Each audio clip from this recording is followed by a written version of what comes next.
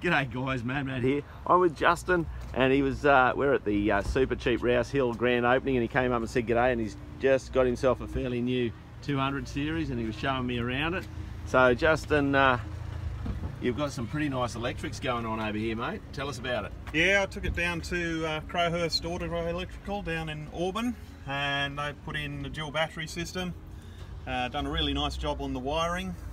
Got a red arc BC-DC charger in there, and a whole lot of fuses for the extra accessories in the back.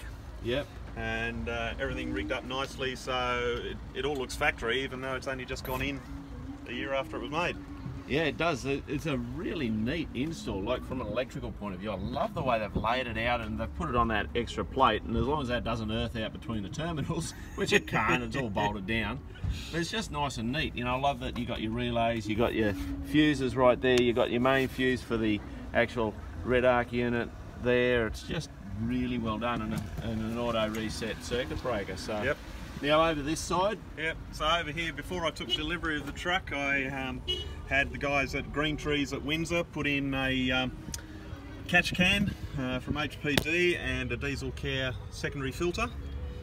They put all the bar work on as well. Yep. ARB bar work. ARB bar work all the way around. Summit bar, and I've got Bush Skins bash plate under the front as well. Okay. Nice. And now you've just put yourself a new set of tyres. Yep. Got rid of the Grand Treks. Got rid of the Grand Treks. Couldn't wait to get rid of the Grand Treks, and put the Bridgestone Dual V697 all-terrains on. So very cool. And this has got the KDS. Yes, KDSS suspension.